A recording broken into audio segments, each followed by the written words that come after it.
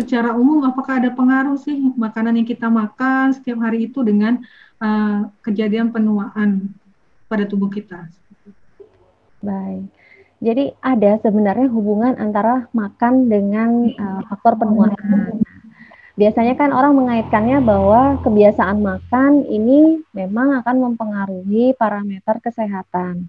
Dalam beberapa tahun terakhir kita udah banyak sih melihat berbagai macam artikel maupun informasi media bahwa sejumlah orang itu mengaitkan antara hubungan makan sehari-harinya atau pola dietnya sama kesehatan terkait dengan penuaan. Akhirnya nanti kita bisa tahu bahwa kebiasaan makan ini memiliki efek terkait dengan dampaknya terhadap kesehatan yang berakibat nanti penuaan. Nah, pada terjadinya penuaan biasanya ada beberapa hal yang muncul terkait faktor-faktor yang menyebabkan seseorang itu penuaan. Pertama bisa karena orang ini mengalami penuaan karena stres oksidatif. Stres oksidatif ini kan akan mempengaruhi proses penuaan tidak hanya di kulit, namun penuaan dalam sistem organ yang lain karena adanya oksidan dalam tubuh yang sangat tinggi akibat dari proses faktor-faktor yang mempengaruhinya. Bisa karena faktor matahari, atau bisa karena faktor penyakit dan juga faktor makanan. Kemudian bisa karena kerusakan DNA atau mutasi gen. Nah, studi sebelumnya kan menjelaskan bahwa ada kerusakan DNA akibat adanya parameter langsung tidak langsung misalnya dari penyebab UV atau kalau dari makanan kerusakan DNA dan mutasi gen ini bisa terjadi karena pola dietnya tidak seimbang. Misalnya pada diet tinggi lemak, tinggi garam yang cukup tinggi maupun adanya obesitas. Kemudian adanya akumulasi dari produk akhir glikasi atau AGE ya, Advanced Glycation End Products. Ini adalah karena ada produk yang kelebihan gula dan pengikatan protein yang dari sintesis tubuh kita sendiri dan karena faktor asupan makanan. Teori penuaan akibat glikosilasi ini ya non enzimatik ini sudah diakui secara luas sebenarnya karena akumulasinya nanti akan mempengaruhi penuaan. Terakumulasi pada organ, akhirnya fungsi dari sistem tubuh itu akan mengalami penurunan. Biasanya ini karena misalnya dia tinggi gula yang tinggi, garam yang tinggi, lemak yang tinggi juga akan mempengaruhi. Dan bahkan pada orang yang sudah mengalami obesitas, gula darah yang tinggi, misalnya pada diabetes, dan penyakit nutrisi lainnya, ini juga biasanya terindikasi bahwa keadaan produk akhir glikasi lanjutannya ini akan terakumulasi lebih banyak. Kemudian bisa karena peradangan. Ini yang keempat biasanya stres karena kerusakan sel termasuk juga tinggi asam lemak dalam darah seperti kolesterol, kemudian obesitas ini akan mengakibatkan peradangan sel. Sehingga akhirnya kemampuan tubuh untuk mengendalikan infeksi dan juga untuk berfungsi sebagai sebagai antiinflamasi itu akan turun. Karena tadi kondisinya, posisinya adalah tubuhnya inflamasi. Ada ketidakseimbangan antara oksidan dan antioksidan akan kembali ke arah stres oksidatif tadi. Ya, mungkin itu yang bisa saya jelaskan. Baik, sudah banyak sekali sebenarnya faktornya dok, dan makanan juga sebenarnya salah satu faktor yang sangat mempengaruhi terjadinya penuaan.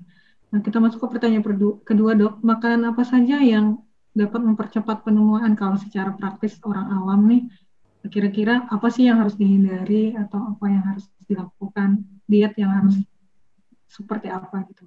Jadi untuk ini kita bicara proses yang mempengaruhi aging artinya ya dok. Jadi makanan itu adalah suatu komponen dasar kehidupan kita. Pola makan ini sangat penting untuk pemeliharaan maupun pertumbuhan. Biasanya yang mempengaruhi keadaan penuaan adalah pola-pola diet yang termasuk dalam diet tinggi lemak, diet yang tidak seimbang, kemudian penyakit tertentu yang mengakibatkan stres dan inflamasi. Nah, pola tinggi lemak ini sangat terkait nanti dengan obesitas, diabetes, perlemakan.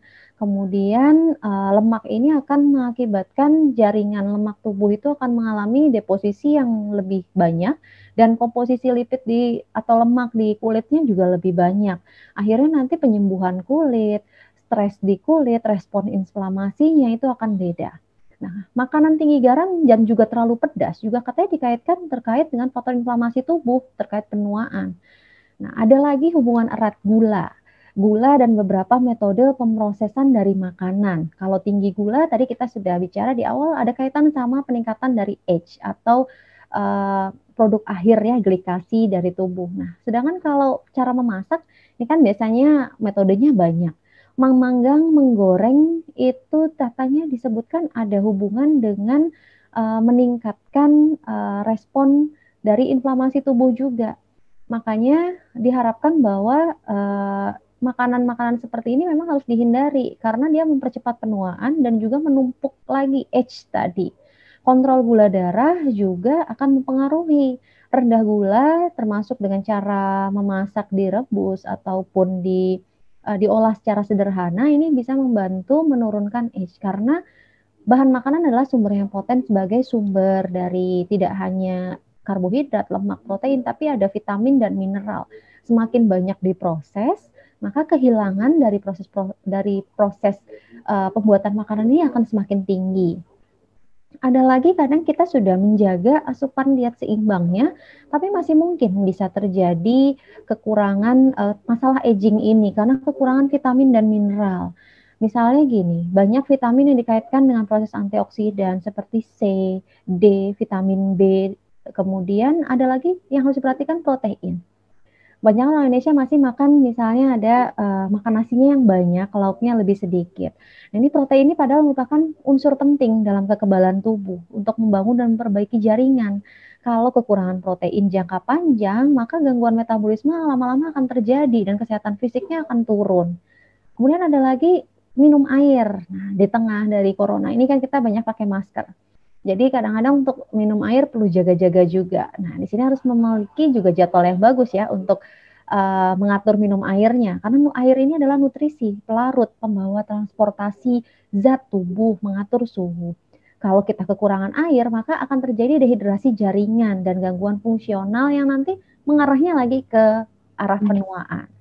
Kebiasaan lagi yang termasuk bisa menyebabkan penuaan adalah penggunaan tembakau. Nah, ini biasanya kan masih banyak orang yang merokok karena dia bisa mempercepat pigmentasi di kulit dan juga meningkatkan stres tubuh. Akhirnya lama-lama pasiennya juga mengalami penuaan. Di situ mungkin, Dok. Nanti kita bahas lebih lanjut tentang gimana strateginya. Baik, sudah cukup sangat jelas ya. Kita langsung aja ke pertanyaan selanjutnya, Dok. Setelah tahu ini ternyata ini menyebabkan beberapa faktor menyebabkan penuaan tadi, apa saja makanan yang berpotensi. Terus, nah ini bagaimana sih caranya? Ini pertanyaan yang dicari-cari semua orang ya. Bagaimana caranya diet yang baik untuk menunda penuaan ataupun untuk kata orang tuh awet muda gitu, Dok? Apakah ada, Dok? Seperti ya. Baik, jadi kebiasaan makan yang baik, yang masuk akal, sehat dan beragam dari berbagai macam pilihan makanan yang kaya antioksidan. Ini penting untuk menjaga kesehatan. Konsep utamanya untuk sehat dan awet muda adalah pertama penuhi dulu komposisi gizi seimbang yang seharusnya didapatkan diri seseorang. Baru kemudian tambahkan dengan nutrisi-nutrisi potensial, baik itu dalam bentuk pangan fungsional atau makanan beragam yang terkait punya efek-efek modulasi tertentu terkait antioksidan dalam makanan. Jadi konsepnya itu utamakan dulu gizi seimbangnya. Utamakan dulu bahwa dia memenuhi standar untuk memenuhi 5 item ya. Jadi ada unsur dari makronutrien, mikronutriennya. Nah, kemudian baru ditambahkan. Nah, yang menjadi sering ditanyakan orang ini adalah bagaimana memaksimalkan efek potensinya dari zat-zat nutrisi yang memiliki efek langsung, artinya memiliki efek memodulasi gitu terkait dengan mengendalikan penuaan. Dari unsur vitamin, biasanya yang banyak dibahas adalah fokus pada vitamin A, B, E, D, vitamin C, maupun koenzim CoQ10 dan asam lifoat. Semuanya memiliki efek faktor antioksidan baik enzimatik, non-enzimatik yang berakhir pada menurunkan stres dalam tubuh. Untuk menggunakannya biasanya karena ada kestabilan ya dari zat-zat nutrisi yang terkait dengan sifat antioksidan ini, pemanfaatnya harus hati-hati karena sering kali sudah menguap gitu sebelum bisa diterima oleh tubuh. Sehingga akhirnya seringnya digunakannya kombinasi. Jadi kombinasi dari suatu produk atau bahan makanan atau suplemen gitu untuk meningkatkan efek anti penuaan. Jadi bekerjanya sinergis. Bisa digunakan apabila kita makannya kalau dari seharian saja, artinya dari untuk mendapatkan efek mikronutrien ya, terutama yang vitamin, makanlah sayur-sayuran maupun buah-buahan yang beraneka warna dalam satu hari untuk memenuhi efek potensi dari pemenuhan nutrisi. Nah, kemudian untuk zat-zat nutrisi lain yang pernah mungkin banyak juga dikaji ya terkait penuaan, ada yang disebut dengan kolagen. Nah, ini makin banyak nih suplemen kolagen yang beredar terutama pada kalangan wanita. Penelitian lanjutnya ini menyatakan kalau peptida kolagen ini berat molekul yang lebih kecil itu katanya lebih mudah diserap, memiliki efek yang signifikan. Dia merupakan rangkaian dari protein ya, peptida molekuler kecil yang kemudian diperolehnya itu dari hidrolisis proteolitik kolagen. Karena beratnya kecil, penyerapannya mudah, dia memiliki sifat antiinflamasi dan antioksidan. Dan ini makin banyak dipelajari ya dalam beberapa tahun terakhir terkait efek penuaan. Efeknya sangat banyak, bisa sebagai meredakan, jadi dia ada beberapa jalur ya yang untuk membantu menurunkan inflamasi atau membantu orang awet muda atau mengatasi aging ini. Pertama dia masuk ke sirkulasi, nanti dicerna, kemudian dia masuk berpartisipasi dengan fibroblast kulit sebagai prekursor untuk sintesisnya kolagen. Jadi kan katanya kalau kulitnya kenyal, tampak lebih muda, itu dia ada hubungan dengan jaringan ikat kulit yang lebih baik. Kemudian lanjutannya dia bisa di sel tubuh itu dia memiliki efek anti penuaan dengan menstabilkan ROS atau reaktif oksigen spesies. Kemudian yang ketiga dia mendorong kulit untuk sintesis kolagen lagi, artinya secara endogen bikin sendiri. Dan juga membantu menghentikan peradangan, menstabilkan peradangan. Tapi ada efek sampingnya penggunaan kolagen ini bagi individu yang tidak adekuat, artinya saluran cernanya mungkin memiliki masalah, bisa terjadi kram perut, keluhan seperti begah, rasa penuh. Nah, ini jadi harus penyesuaian dosis. Kemudian ada lagi yang dianggap bahwa memiliki efek poten adalah golongan-golongan polifenol yang merupakan metabolit dari tumbuhan dan banyak di sayuran buah.